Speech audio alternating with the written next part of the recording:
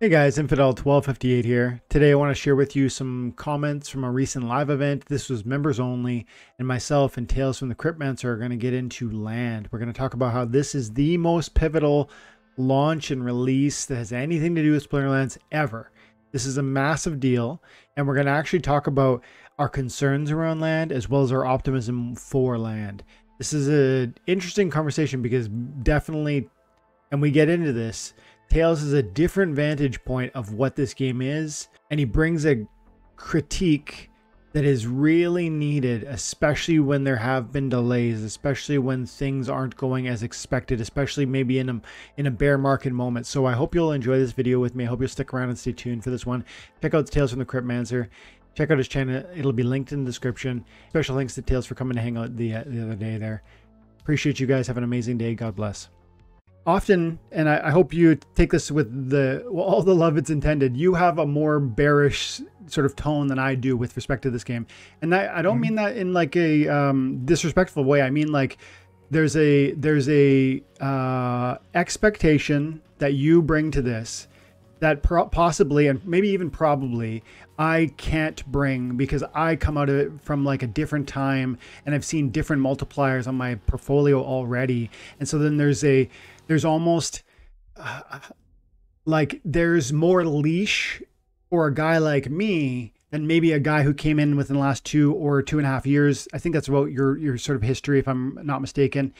First of all, do you think that's fair? Second of all, if so, on the basis of that, I'm really excited for this conversation, but I almost want to let you pick a direction for us to go here because I'm super excited about all the things we've already talked about before the live, and even as we've just quickly mentioned here. Let me know what you think about that. Yeah, so I think that's a very fair statement, Dwayne. I think I wouldn't say I'm bearish. I would say I'm realistic about the positive things and the negative things that happen within the Splinterverse.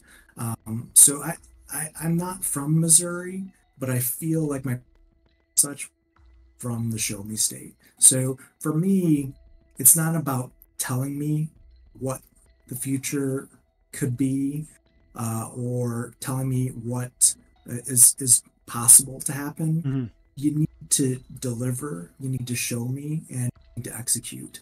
And I think where a lot of my sometimes realistic or perhaps bearish sentiment when it comes to Splinterlands comes from is that the team, I think, has had some challenges with those attributes of delivering, of fulfilling promises. You know, there's been a lot of pre-sales in Splinterland. There hasn't been a lot of delivery on those promises necessarily. Now, that's not necessarily a bad thing. You know, given time, I'm sure the team deliver on those things. But in the last 2 years, you know, if you go down the list of things that we bought, as you know, members of the Splinterlands community, there's a lot there that's not, let's just say, is unfulfilled. So again, I really have a show me kind of realistic perspective on Splinterlands because, like you mentioned, I came in, you know, kind of at the top here in summer of 2021, and I believe in the Splinterlands team. I believe in the Splinterlands vision. I believe in their roadmap. But with that belief has come a lot of, you know, asset investment on my part in the Splinterlands. And at some point, I would like to see my trust and faith in the project and the team bear fruit. So my runway, or let's say tolerance, pain tolerance maybe is what you would call it, is probably different than yours. Or for example, another, you know, friend of ours, you know, Steve, who's also, you know, came probably around the same time that you did into Splinterlands. I mean, if you're free rolling the project basically, and you don't have paper losses, and you have seen value in the ecosystem, it makes for a different mood or basically tone. Yes. Because for a lot of people, for example, like myself, maybe like Aftersound, maybe others listening to this today, you know, we are approaching it from a different perspective, realistic perspective and experience than perhaps like yourself and Steve have. So, and I think that's fair. I mean, everyone's going to have a different journey, different expectations, different levels of investments. That's what makes this whole experiment very exciting and fun. But it also certainly lends itself to possibly the tone on some of my videos, but also some of the topics that I cover. Yeah. Because I want to make sure things that are going on in my head that I'm sharing with my members and my members of the community might be interested, because I'm probably not the only one thinking or experiencing these things. So I think it's a very fair statement. And going back to your point, I mean, there's tons we can talk about, but I think that is a definitely a valid observation and statement to say that we probably have different views or approaches to this game that we love. And I don't want to say that they're obviously very valid and very true. It's just that everyone has a different journey in Splinterlands. So totally, just keep that in mind when you watch content on YouTube. Yeah, I think that's a great way of putting it, especially even because I think you are in some ways deeper than I am. How much land do you have? Is that public knowledge? If that's not public knowledge, no, it's public knowledge. I went all in land. I have 2 tracks. Yeah, I thought so. I originally bought a tract, figuring I want to be a land player, and this was probably a year ago now. So I paid a decent sum of change for that, and it's I thought I got a good deal at the time. It's probably a little bit higher than the current market price for a tract, but not too much higher. So I don't feel terrible about that. But then, through some other, I guess, twists of fate, I ended up getting a second tract more recently. But so I have 2 tracts, which I'm very content with having. I'm on the fence if I want more or less at this point.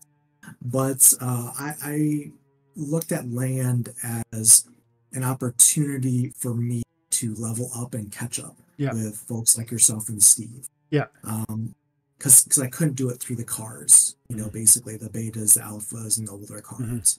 I wasn't going to be able to play alpha gold tournaments and any of that stuff. So I looked at it from my personal perspective and said, hey, if I can find a way to get into land at a reasonable price of investment and lives up to all that it possibly can be, this will be my opportunity to catch up. And to be a player like, at maybe your level or Steve's level in the game.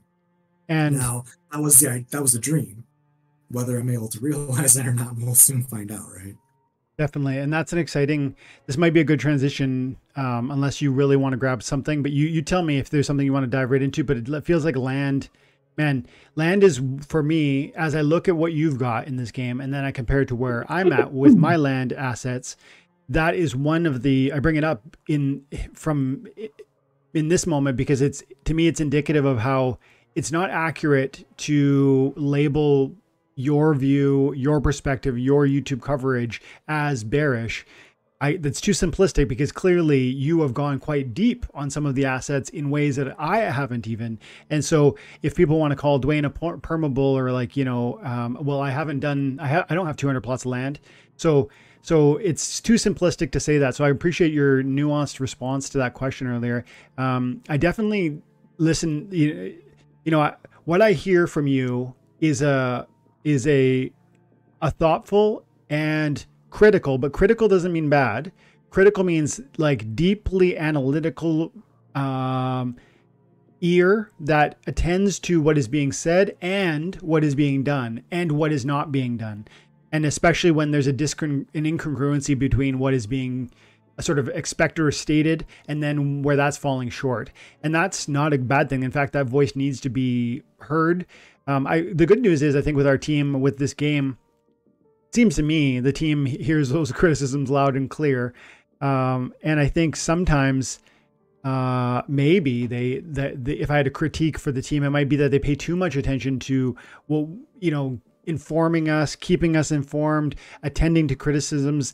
Sometimes I feel like, especially if the town hall doesn't have anything to add at all, let's not even have a town hall. Especially with the dates, and you've talked earlier about how sometimes you know, things just aren't happening the way that they're promised. Land is one of those things. You know, you've got 200 plots of land.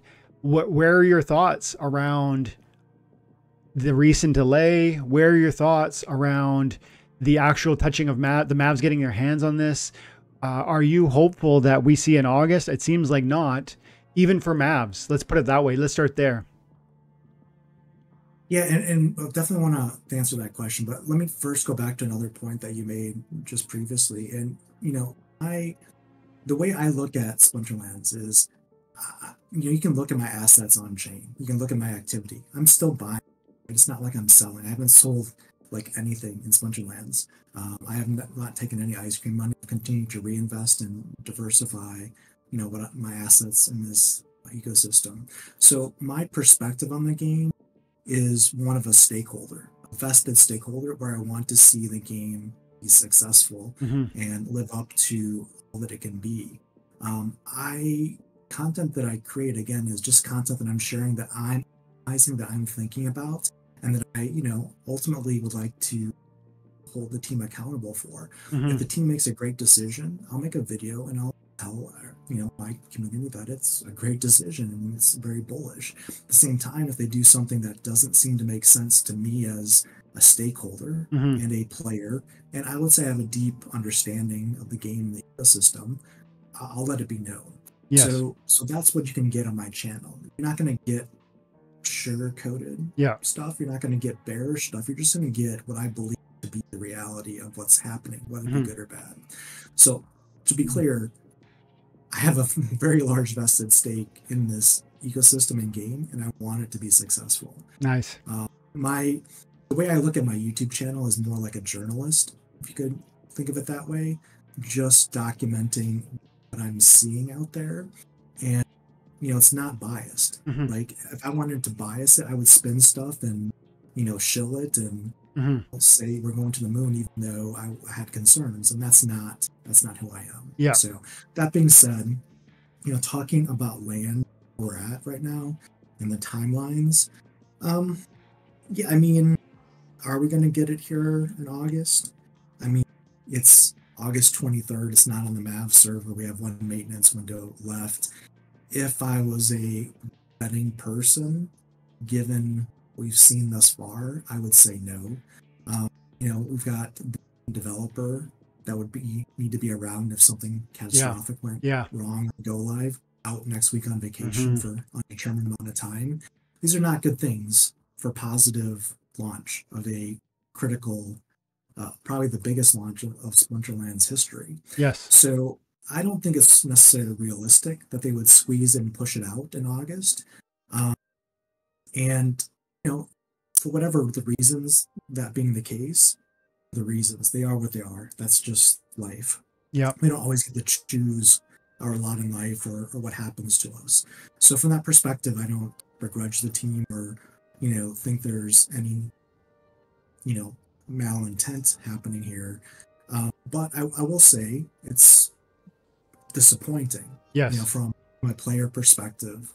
And I'm not going to sugarcoat that. Now, I know on some other streams, people just say that, you know, everything's great and don't say anything critical because they're working hard. And I understand the team's working hard. I'm not saying anything against the work that they're doing. And, you know, I want a polished product.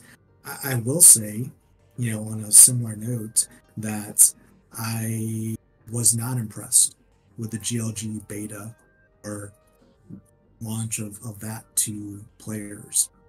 And so if we can avoid that first impression and to wait, then I'm fine waiting, because, well, you know, GLG is a separate topic. But so from that perspective, yeah, I mean, if it needs more time in the oven to get it right, so we're not eating undercooked, you know, potentially poisonous food, then yeah, let's let it simmer and bake for a little bit longer. But yeah, I mean, at the end of the day, it's disappointing, because I remember, you know, going back to, let's say, December of 2022, so just the end of this past year, you know, we got surveying also was on the roadmap, right? But we got basically the ability to, I think at the end of last year, if I recall correctly, with land were able to claim it, I think. I forget the timelines, exactly. to be honest. Yeah, Land 1.0 for surveying. I forget. There was definitely it's been so long ago from a land perspective. We definitely did something at the end of 2022 with land. And I remember at the town hall, the last one of the town halls before the team went on vacation for the holidays. And they basically said, hey, we're going to be basically launching what is effectively the scope of 1.5, actually more scope than we're going to see in Land 1.5. They were projecting we would see that in early or mid Q1 this year. So that looks like February, let's say March timeframe, is what they had originally kind of forecasted. So what's disappointing, at least for me, from a project management perspective or, again, expectation perspective, is how can we miss so badly? Like, we knew the scope of what they wanted to include in Land 1.5, essentially. And if you're telling your customers or your stakeholders that you're going to deliver that in, let's say, 3 months or less, and here we are almost 9 months later, and we're still not there yet, and we're still not even going to get what was discussed in December of last year, that's a big miss. Yeah. I don't know how, from a project perspective, that happens. Now, I understand we're innovating here, right? We're doing things that have never been done before. Like what Splinterlands is doing on the blockchain for land, there's no example. There's no playbook that they're pulling from and copying from. So I understand that. But to miss on the magnitude of time doesn't instill confidence. As a stakeholder, I'm just being honest and realistic here, doesn't instill confidence for all the other things yet to be delivered. Things like nodes, things like combining. These are all things that we've bought previously that are nowhere near existence. We don't have any, just the list goes on and on. Skins, battle passes, arena draft mode, blah, blah, blah, blah, blah. There's tons of great ideas in the, but if we're looking at the delivery timelines that we've been working with here, the challenge, and I mentioned this in some of my other videos, is that the world is not standing still to deliver in Splinterlands. Web3 is moving at a breakneck pace. If you haven't been following ecosystem Web3, there's tons of stuff being released on a weekly basis these days. And it's because, remember, the peak happened in 2021 for NFTs, where there's a lot of investment and a lot of money, a lot of seed and ICO and investment money coming into Web3 and planar and gaming in 2021, that summer or that fall. It's now bearing fruit. Yeah. You've got Champions Arena tomorrow. You've got Stella Fantasy just launched today, full mobile version of that game.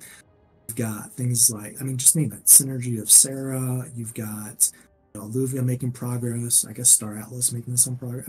All these things are, bigger games are having, their stuff push out too. So it's not unique to Splinterlands. But the Web3 ecosystem for planar and gaming is coming. And our runway for relevance, I think, is getting shorter and shorter if we're not able to deliver something of substance quickly, because attention will go elsewhere to the next shiny object for the next bull run. And just because you've been around for 5 years and solvent and here, and you know this from a crypto perspective, Dwayne, if you look at tokens from the previous bull runs, doesn't mean they're going to be relevant to the next bull run, right? The next blockchain, the next technology, the next things takes root, and that thing soars where other stuff stays stagnant. So that's my biggest concern in all this. We have to deliver, we have to make forward progress, and that's my concern. That's I hear, and I probably echo, maybe this would surprise some people, like a good amount of what you have to say there. I would say, like, I've done some thinking about this particular moment and how important land is, and that it be done right, but it also that it be done now, man. Like that, those are actually two very important realities, that it be done right and that it be done really soon. Like we need this thing going. And I'm actually I'm actually, I think I agree that this is the most important release that our game has ever had. And I think we will know. I believe this is fair. I haven't fully thought this through. I don't know if I probably could be convinced otherwise, but I'm pretty convinced that we need, when land launches, it needs to reach certain targets and set certain trends for growth and for adoption, meaning like a number of plots have to come online. I'm thinking 10% is like a minimum, and I think that I'm really hopeful that that starts at 10% and trends to 20 really relatively rapidly within 90 days. The reason I think that's possible is because the returns might be juicy enough when there's only 1 in 10 plots have even been activated. The rewards might be juicy enough that it excites other plot owners and interested parties to then get going because, hey, look at how many SPS they're earning or whatever. And the reason I think this is deeply pivotal. And, you know, I briefly mentioned the game. Agrid said recently in a town square, they haven't made any money this year. They haven't sold any new packs. They burnt the rest of the Chaos Legion. The Rebellion's, you know, I don't think we're expecting Rebellion anytime soon.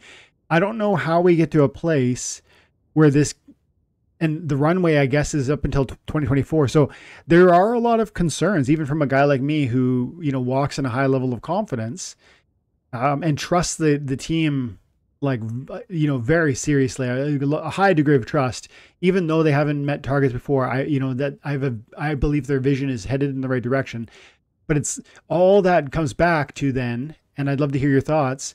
I see justification for concern, particularly if land doesn't launch the way we expect it to. And I don't expect perfect launch. I don't expect it to be a perfect product. It does look quite clean in the images we've seen. I think it will look nice and it'll be an enjoyable experience. I expect all that. To me feels like a certainty. But what I'm talking about when I say like a strong launch, I think we need to see 10% of the plots turned on. And I think within 90 days, we need to move to a place where it's 20 or 25% or more turned on, because those sorts of targets, and these are rough numbers, but those sorts of targets will begin to tie up a substantial amount of DEC cards, and that'll have positive ramifications for PEG, maybe the flywheel, as well as card portfolio prices, which can drive attention, eyes, investment. Plus it can free up some, like if your card assets go from 50 grand to 75 or 50 grand to 60 grand in a 30 or a 60-day window, I suspect that's going to start to spark more trading, more market fees, more buying and selling, more action, more comments on Twitter, more YouTube videos. All of that's good. So I actually think we're at this very pivotal moment, and I think I have reason to believe. Like I'm not saying I doubt that it'll launch well, but I hope I'm being clear that I don't think this is just, hey, I hope it launches well. This is actually far more critical than that. I think it needs to launch quickly. And when it launches, it actually needs to be a success, because I don't frankly know that I don't see how we reboot or kind of, you know, how we reset if this falls flat. If this is like a Zyriel, I don't know how, you know what I mean? This is too big. This is taking too long, too many hours. This is massive. And for better or for worse, we're going to see how that massive play turns out in the next days, maybe short weeks, right? You're absolutely right. I mean, this is an inflection point for the game delay. And the good news is Matt has set it up so it's all connected. So if we get a spark, like you mentioned, or if we get this thing to ignite, you know, it's gonna go. But the problem is they've kind of put everything, all their money on Black Hand, are gonna spin the wheel and see what happens, because it's not a slam dunk. This is a very complex equation and economy with lots of moving parts. And you could light the match and throw it in this powder keg and see if it lights. But if that match doesn't light and it goes out, then that's the risk. Because to your point, so much expectation in the community, so much development effort and time has been put here on land. If it doesn't go well, and there's a chance, there's a non-zero chance that could happen, or at least doesn't get a lot of traction initially. And there's a lot of data I could go through and tell you how it could play out, where that could be a possibility. But I think what's the bigger point of what you just mentioned there is, if for some reason land does not live up to the hype, and there's a chance that could happen because we're not getting even things like grain market functionality on launch. More patience is going to be required here, and we're still very far away from 2.0 and 3.0 functionality at this point. So patience is going to be required, but it's what kind of a spark do we get initially with land? Is it just a pump and dump, or is it something more? And that leads to the bigger question of the runway and the viability of the project and the game, perhaps, because here's the thing is, if land adoption, right, we know we have 150,000 land plots that were sold. We have like 127,000 that have been surveyed. But if only a small amount of those actually get used and come online, land will be seen as essentially, I guess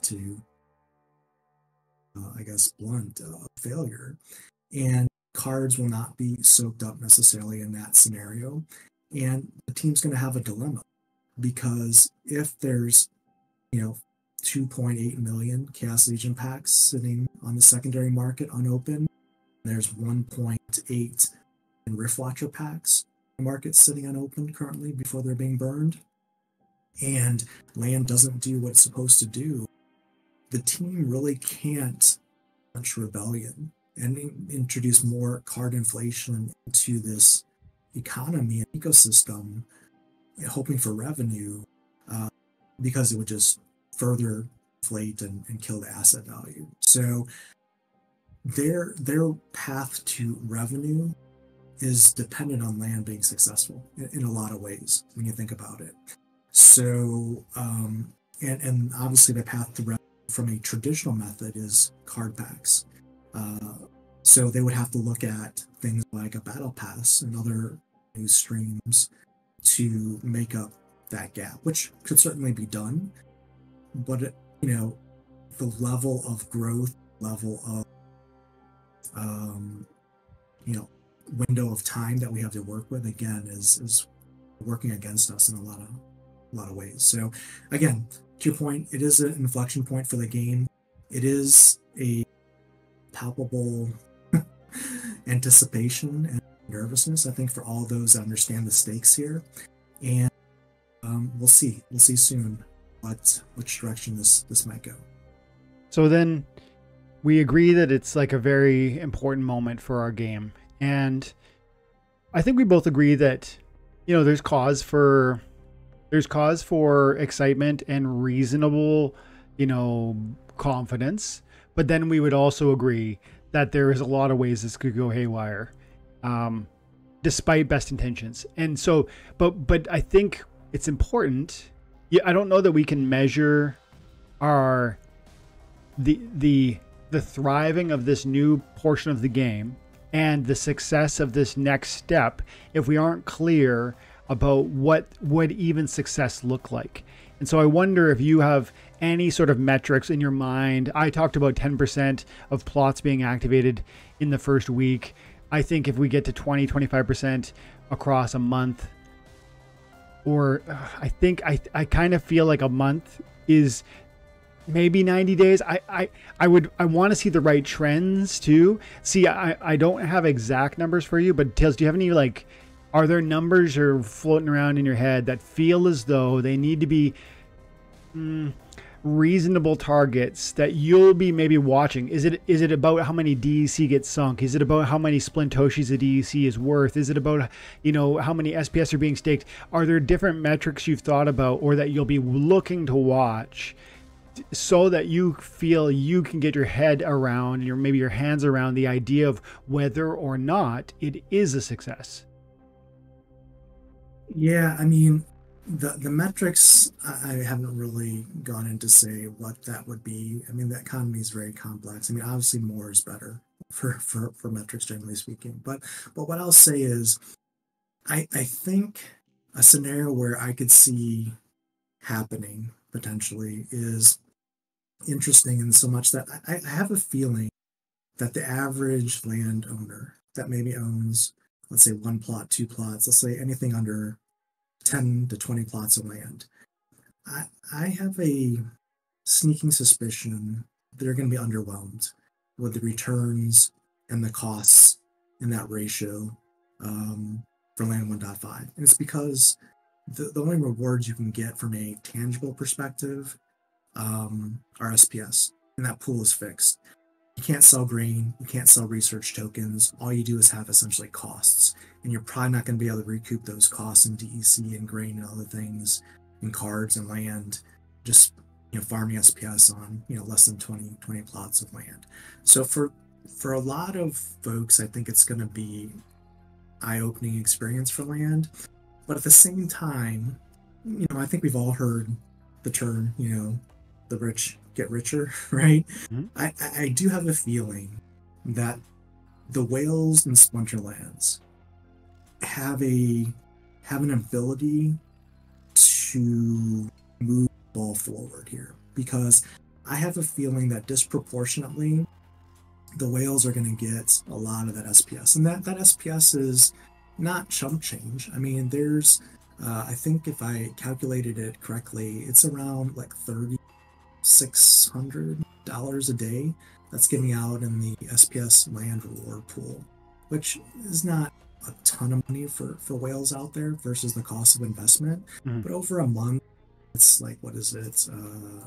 It's I don't know, over 100,000 US dollars that's being given away in this game mode. Mm-hmm. So if there's some whales out there that can show and be public about it and say, hey, I'm playing Splinterlands and this DeFi version of the game just launched, land, and I'm making 20,000 a month or whatever, or 10,000 a month playing this game, and that could maybe get the eyes of other whales that could look at this and say, maybe I come in and take a piece of this.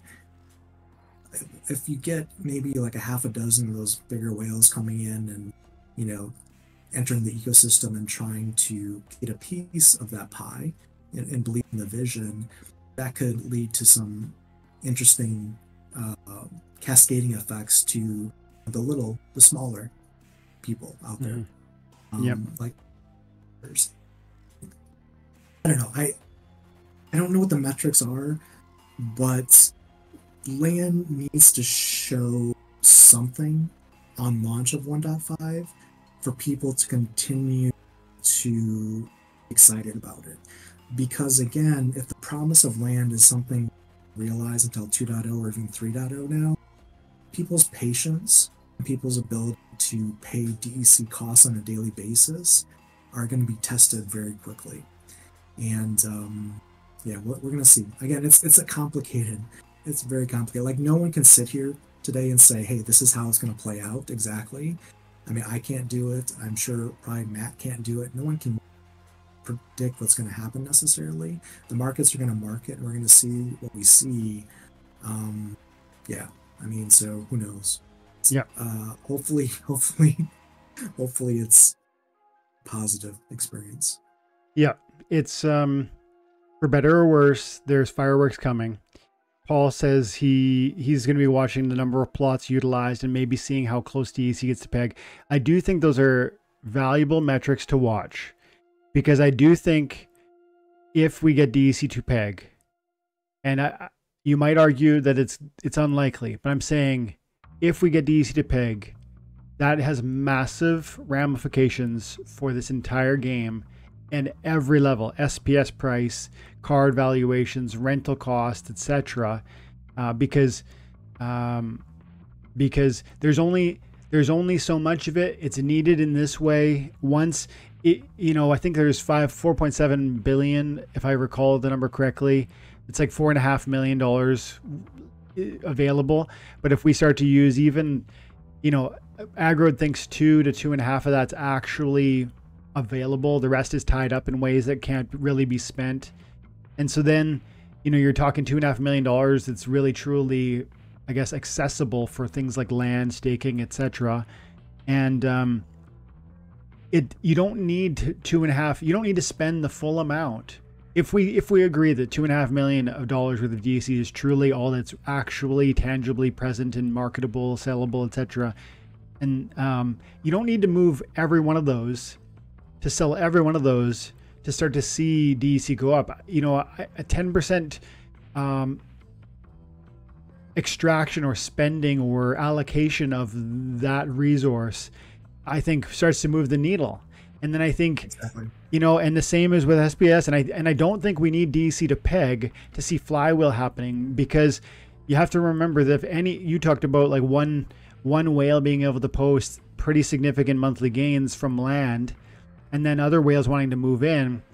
These guys with $5, $10, $20,000, that to them it's just play money. They're not going to waste time going to, you know, and endure 5 to 20% slippage on DEC. They're going to go buy the SPS and just burn. If DEC is at like 950 Splintoshis ish plus, I suspect you're going to see SPS being bought and burned because it's easier to acquire. And therefore I think you're going to see less slippage on that, even though you're essentially acknowledging a certain amount of slippage by way of the burn mechanic. So I don't know what number is necessary. I'm not saying if DEC reaches 950 Splintoshis, we're good or it's been a success. I also don't know if 10% is enough in terms of plots of activated land. But man, I think there are about 3, maybe 5 different metrics we can look at and should look at, especially as content creators, when land is launching, so we can relay hopefully meaningful benchmarks.